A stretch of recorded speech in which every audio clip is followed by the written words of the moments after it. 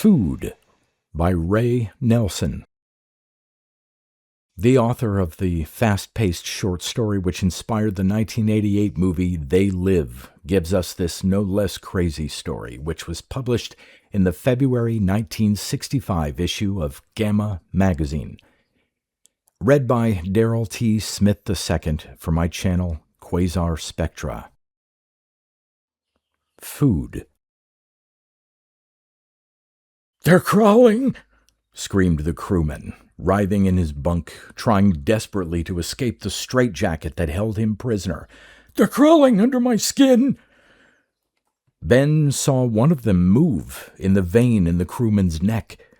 They had grown. They thrived on Earthman's blood. One little sting, like a mosquito bite, and a few weeks later a man's bloodstream was full of the little monsters, thousands of them, drinking blood and growing. The crewman looked at Ben for a moment, not screaming. "Kill me," he said. "For God's sake, kill me." Ben went up front to the control room and came back with his laser pistol in his hand. It would only take one clean blast. "But then I'll be alone," thought Ben, licking his lips. The crewman was screaming again. No longer words, just howls and screeches and ghastly gargling sounds. His agony had passed the point where it was really human and become, to the onlooker, an almost funny mock agony, the silly suffering of a clown who sits on a tack or gets hit in the face with a pie. "Goodbye, old man," whispered Ben, and shot him through the head. The laser beam left a scorched hole that smoked a little. The cooked flesh didn't bleed. Now that the crewman was dead, the little bastards would start to eat their way out. Ben had seen it happen before, the flesh all covered with moving pimples, the tiny heads breaking through, the creatures drying off their wings and taking flight. Ben closed the door and sealed it. Now that the screaming had stopped, it was awfully quiet in the ship. Ben looked out a porthole. It was dark, except for the blue phosphorescent glow of the cannibal roses. "Earth-type planet," he said bitterly. "They call this an Earth-type planet." There was no longer any question of repairing the ship. Even if he could make it space-worthy again, Ben knew one man could never fly it alone, let alone guide it all the long, empty way home. Idly, he tossed the laser pistol from one hand to the other, thinking, might as well use it on myself and get it over with. But even now, when there was no hope at all, when death waited calmly a few weeks, a few days, perhaps a few hours away, he could not bring himself to take his own life. "If they want to kill me, they'll have to do the job themselves," he thought. "I won't do it for them." A Firebird swept by, sparkling like a 4th of July rocket. The radio went on, sending its recorded cry for help. Gravitic waves traveled faster than light, but it would still be over a year before the message would reach Earth. It was a waste of time. Ben knew it was, but he let it go on broadcasting anyway. Tomorrow morning he would send in another report, then see if he couldn't figure out some halfway decent way to spend the last days of his life. He went to bed and slept soundly in spite of occasional mild earthquakes. He was used to them. Daylight woke him. He made his report half asleep, then fixed breakfast for himself. The decks had tipped a little during the night, probably because of the earthquakes, but Ben refused to think about that or anything else until after he finished his breakfast. An apple from the ship's hydroponic gardens and some coffee was all he could get down. His stomach had stopped functioning properly a long time ago. He took a long time over his coffee, and when he was finally finished, he went to the porthole and looked out. The two suns, one small and brilliant, the other large and dull red, cast strange conflicting shadows on the field of cannibal roses that wrestled there, locked in a slow-motion fight to the death, tugging at each other, twisting each other, strangling each other, clawing each other with their thorns, trying with their great fan-like leaves to cut each other off from the sunlight. Now and then one of the weaker flowers was pulled up by the roots, writhing frantically, and torn apart by its neighbors. The blossoms of the roses were dull pinkish white, like albino flesh laced with a delicate pattern of red veins. In the red-violet sky above floated the living balloons, huge skin bags of gas that drifted in the breeze with octopus-like tentacles dangling down to clutch whatever they could. All these months I've been here, thought Ben, and what do I know about this planet? Nothing. I've seen those balloons every day, yet I know no more about them now than I did the first time I laid eyes on one. The deck shifted again. The ship was developing a serious list to starboard. I'd better have a look, thought Ben. He wore his full space armor when he went out, including the airtight helmet with a supply of compressed air from the ship. That he had always done this, in spite of the fact that the air of the planet was breathable, was one of the reasons he was still alive. The other reason was luck, because many men had died in spite of all the precautions they could possibly take. There were things on this planet that could secrete fluids that ate through even the theoretically impregnable space armor, and other things that somehow managed to get inside a suit without leaving a mark. Even the hull of the ship itself was being gradually eaten away by an invisible something, probably some kind of microorganism. Outside, the illusion of silence was shattered. Outside, he could hear the flowers singing, a choir of endless air-raid siren wails that wandered up and down the scale as aimlessly as the moans of dying men. He could hear the sudden whistling hiss of escaping gas from the living balloons above and the sinister bass drum thumps of an unidentified something under the ground. One of the things that was so unnerving about it all was that the majority of noises that Ben heard were still, after all this time, completely unexplained. That clank sound, like a hammer on an anvil. He recognized that. It was made by a little beetle-like creature less than a half-inch long. Strange that such a small animal could make such a loud noise. He had only once smelled this field of deadly singing roses, but he would never forget that smell. It was a funeral smell, like rotting flowers and corpses. He walked through the knee-high cannibal flowers to the rear of the ship, and even as he did so, the ship moved again, its rear end sinking. Then he stopped abruptly, reaching for his laser pistol. There was a claw reaching up out of the ground and clutching the tail fins of the ship, and there was a digging going on under the stern, dirt and flowers being tossed up out of a hole that grew larger by the second. Ben fired his laser pistol at the claw, and it disappeared abruptly into the earth, but the digging went on without let-up.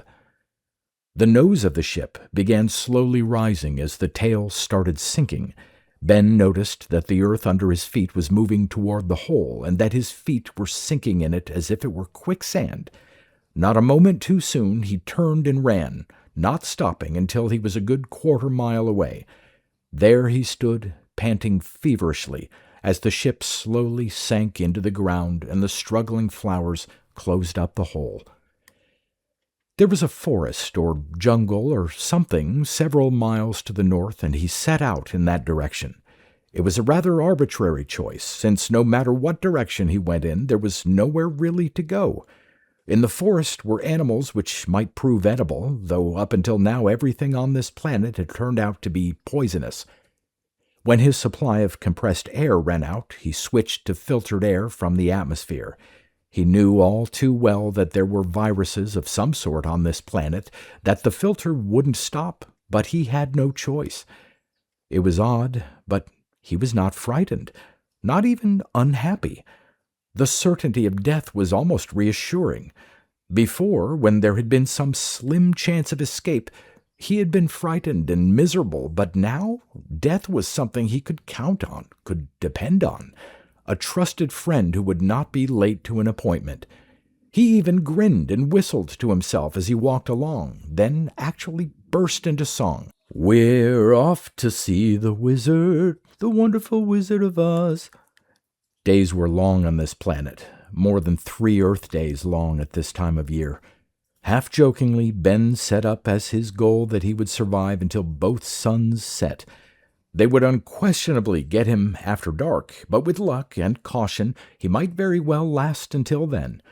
Small insect-like creatures attacked him at intervals, but could not penetrate his armor. Harpoon plants with poisoned stingers struck at him now and then, but the armor stopped them too. He could hear things moving in the tangled mass of flowers and plants around his feet, but very rarely did he see anything. Once he saw a little furry animal which watched him for a moment, then darted out of sight, and once a flock of birds rose up ahead of him with cries so like those of a human baby that Ben shuddered. After a while he came to the edge of a small sand pit. He was about to cross it when he saw the sand move. It rose and fell regularly as if there were something under it, breathing. Ben aimed his laser pistol at the moving mound and fired. The earth screamed and heaved violently, then lay still, and the sand in the mound darkened with a damp green stain. Ben was so intent on the slowly spreading stain that he did not see the balloon creature drifting swiftly and silently toward him until it was too late. A tentacle snapped around him like a bullwhip, jerking him off his feet and up into the air, knocking the laser pistol out of his hand. The balloon expanded and began to rise rapidly while Ben dangled, kicking and struggling at the end of the tentacle. Far below, the double shadow of the balloon creature swept over the fields and low hills, growing steadily more distant. Ben managed to get his knife out and hacked at the tentacle a little, but it was as hard as steel cable. Besides, he thought, glancing down, it's a long drop. The cable was barbed, but fortunately the barbs were not strong enough to penetrate Ben's armor. Like a lazy pendulum he swung back and forth, as the ground below seemed, with increasing altitude, to pass by slower and slower. "Great view up here," he muttered irrelevantly. He could see the place where the spaceship had been, and also lakes and rivers and forests and distant snow-capped mountains. If it had not been for the odd lightning, it would have looked very much like some stretch of open country on Earth. The infernal din of the singing flowers and the noises of unidentifiable creatures died away until there was nothing to break the silence but an occasional hiss of escaping gas and the rustle of the tentacles as they danced snake dances in the air. Ben studied the bulbous monster that held him captive. There wasn't much else he could do. The gas bag was ribbed with muscle, and to go down the creature seemed to contract that muscle, compressing the gas inside, or let some of the gas out through a jet in its downward side. To go up, the creature relaxed its muscles and allowed the gas bag to expand with the lighter-than-air gas that seemed to be manufactured inside it somewhere. At the moment, the balloon seemed to be seeking an altitude where the winds were traveling in the direction it wished to go. There were jet streams in the upper atmosphere, and by making use of them, the balloon creature could probably move quite rapidly from one part of the planet to another. Off to the west, Ben heard a strange banshee cry, and when he looked in that direction, he saw some sort of huge bird gliding toward him. It had a wingspan of more than 100 feet, but its body seemed incongruously small, and it moved its wings very little. As it grew closer, the balloon creature raised its tentacles high, except for the one that held Ben, apparently protecting its gas bag. The bird continued to approach, only quickening its pace a little. It flapped its awkward wings a few times to gain altitude, then dove at the balloon. It had a unicorn horn in the center of its forehead, and it was only too frighteningly clear to Ben what that horn was for. The balloon creature was too quick, however, and the bird's guttural shriek of triumph was strangled in its throat by a barbed tentacle. Screaming and thrashing its vast wings, the bird dangled under the balloon, now and then striking Ben and sending him spinning in wild, dizzy arcs. Suddenly the balloon creature raised Ben high above its gas bag and held him there a moment. "The damn thing is going to use me as a weapon," he muttered, as he plunged down toward the great bird with rapidly increasing velocity.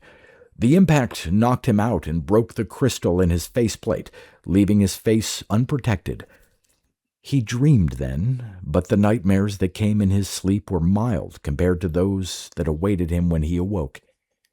In fact, he could not clearly tell where dream and reality were separated.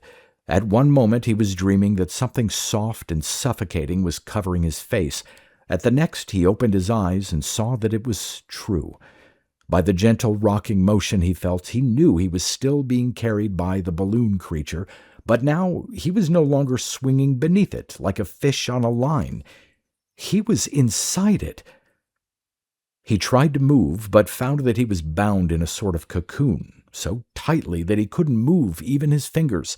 His nose and mouth were blocked with something soft and sticky like cotton candy, and in the dim, ruddy light that filtered in through the thin walls of the creature's body, he could see the cotton stuff flowing into his armor with a gentle, pulsing motion. There were other creatures there, too, hanging in cocoons on the stomach wall. Ben called it a stomach for lack of a better word, and when one of them gave a little whimpering cry, Ben knew that they were still alive. The cotton candy flowed into them at the top of the cocoon white and flowed out again at the bottom red, with little bits of flesh and half-digested internal organs mixed in. "They're being eaten alive," thought Ben. "And so am I." He then became aware that his heart was no longer beating, his lungs no longer breathing, yet he was alive and conscious. The blood that pulsed through his body was moved by another heart. The oxygen that sustained life in his tissues came from other lungs, the heart and lungs of the balloon creature. All through his body he could feel things moving in little thrills and tingles and occasional sharp pains as hair-thin barbed tentacles carefully detached his liver, his bladder, his veins and arteries, dragging them slowly up inside his body and out through his mouth. He could even clearly feel the flesh and muscle around his bones being loosened and the bones themselves being gently, ever so gently, removed. His sense of smell was drowned in the intolerable smell of hydrogen, but all he could hear was the occasional hiss of escaping gas and the stifled moans and groans of the other creatures.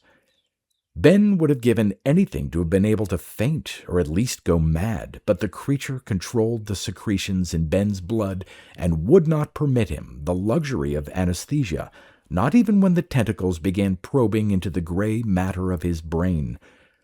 Hallucinations came then, more real than reality, sudden flickering visions of endless sky and the ground far below, the feel of warm updrafts and the wetness of rain. It was as if Ben were looking at the universe through the eyes of the balloon creature, as if he were the creature. He felt himself drifting downward, hungrily reaching out with his tentacles for plants and animals, seizing them, rising with them into the sky. He felt himself drawing his prey into his stomach, exploring the bodies of his prey while keeping them still alive. He felt himself digesting everything but the central nervous system. This he saved to devour in another way. This, the mind, the spinal column, the central nerve clusters, he connected by slender nerve fibers to his own brain so that he could read his victims' minds, swallowing their memories and habits and personality traits, making them all part of his own vast, unthinkably ancient mind. Then Ben seemed to be a part of that mind, to be the heir of the experience of 1 billion lifetimes in 1 billion different bodies. Now he was a small insect-like creature, now a bird, now a kind of snake, a fish, a singing cannibal rose, a huge burrowing creature. Thick and fast came the cloud of memories, the sea of souls, until it almost seemed to Ben that he was all life, past and present, on the planet. All the myriad lives blended again into one, and Ben Singer drifted through the lower stratosphere, his tendrils limp and hanging, calmly digesting what he had learned. Soon it will be time to bud again.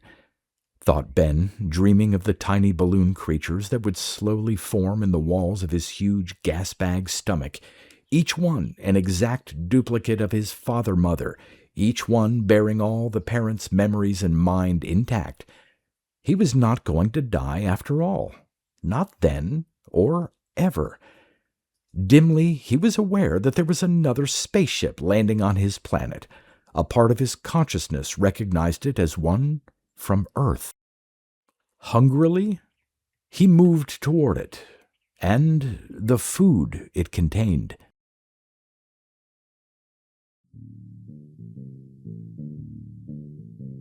You've been listening to pre-1990s speculative fiction readings with a highlight on science fiction by Darrell T. Smith II. Please consider clicking the donation link in the description box. Thank you so much for your time and your imagination.